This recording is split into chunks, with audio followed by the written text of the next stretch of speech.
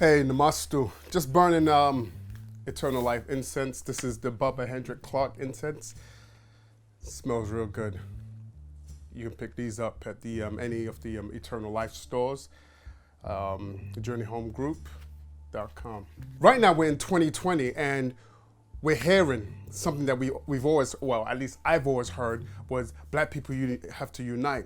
Oh, why can't black people unite? Black people just need to unite. Black people just need to spend with each other, practice race economics.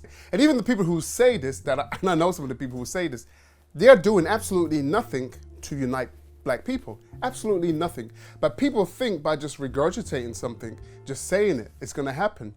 But what they're missing is certain elements that they're missing in order to unite people. And no, you cannot unite every black person. It's just not going to happen. It's just not going to be. It's a fantasy. One of the elements that people are missing when it comes to this unity of black people is they're missing one word. And a lot of people run away from this word. When they hear this word, they run. They'll be like, oh no, I don't want to hear that. And that word is religion. And I know some of you have already switched up. But bear with me. When we go to the etymology of this word religion, it comes from the word religare, and it means to bind fast. So with religion, when we say religious identity, we're talking about a true religious identity, right? A true Tamarean African religious identity, which goes back to the oldest theology coming out of the Shubaka stone, which is over 26,000 years old. Now, you need something to bind you. So when we say religion, we're talking about the glue. The reason that you find that blacks are finding it very difficult to unite is because they don't have a religion. They don't have that thing that will bind them. Many black people say, I hear this, especially in the conscious community, they'll say, oh, we're at war, we're at war, we're at war. If you're at war, how comes there's only casualties on one side, and that side is our side? So the dead bodies are all dropping on our side. It's not dropping on the other side. So we are not really at war. We're being annihilated. Let's just entertain you saying that you're at war. So you believe you're at war. So if you're at war, where's your army? Where's the military? Huh? Where's your captain? Where's your lieutenant? Where's your commander? What black people really want is a leaderless revolution, as our Bashes would say, right? They want this liberation, but they don't want rules. You can't achieve a liberation without rules. Now, religion gives you codes of conduct. A religion gives you laws. Religion gives you guidelines. You need guidelines. One of the groups of people that black people like to point to and use as an example of power, of unity, is the Jews. They always point to the Jews.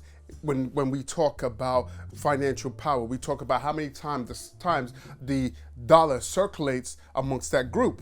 We'll talk about their power and the things that they can do, their communities. But one thing we jump over and act like it's not there is the religious part.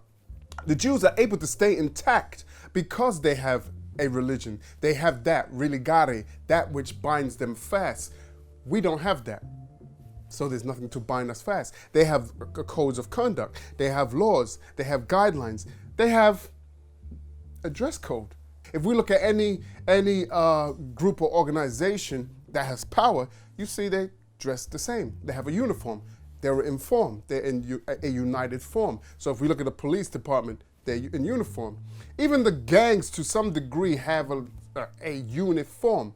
But if you're looking at power structures, police department, the military, you go into the court system, they have their uniforms. But you can't get a lot of black people to just dress the same because it's like, oh, I want to be individual. But you want liberation at the same time. Now, we're not saying that everybody has to follow our way. We're not saying that because we talk about group economics, not racial economics, but group economics. So if you take the Jews, for instance, it's not the entire Europeans that follow their ways. The Jews are a group out of the Europeans that's saying this is our structure, this is our power base, and they have power. When you hear religion, most people are thinking, oh, Islam, Christianity, or whatever, right? But they're thinking about those religions that was given to us, right, or imposed upon us by the Greco-Romans and Indo-Arabs. We're not talking about that. We're talking about our true religious identity, and our true religious identity goes way back. It's actually the first theological records comes from us, Africa, Tamare. So, coming from the Chewbacca stone, which is over 26,000 years old, when we hear the word religion, our minds only reflect to what we've been given that has been false. So when you hear your true religious identity, you'll immediately shut down and be like, nah, I don't want it. But what you have to understand is that when the Hellenists, when the Greeks, the Greco-Romans came into our lands, when they came into our lands and they saw that we were a united people, they saw that we had power. Why? What was that power? When they came in there, they saw the pinnacle of our culture was our religion. It was our religion.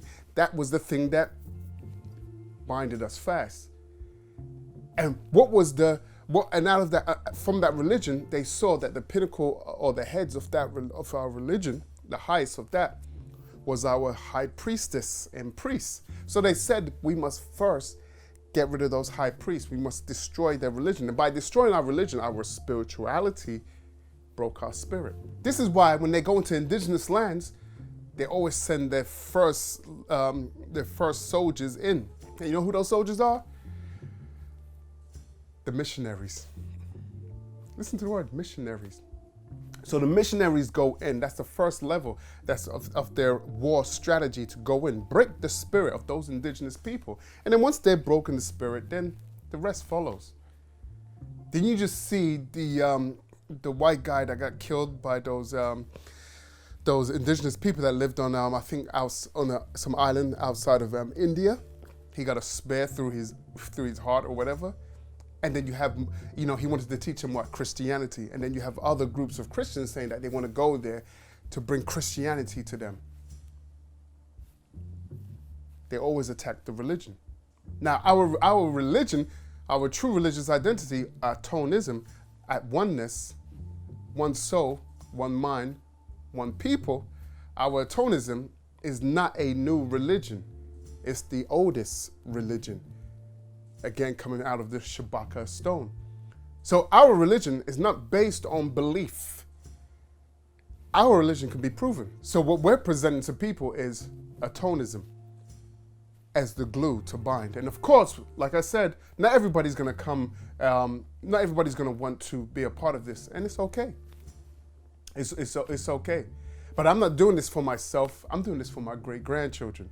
Because if we don't stop now to make those necessary sacrifices, your grandchildren are going to be in slavery, in a far worse slavery than our ancestors experienced. Some group of us have to make the necessary sacrifices. Join Atomism. Namaste.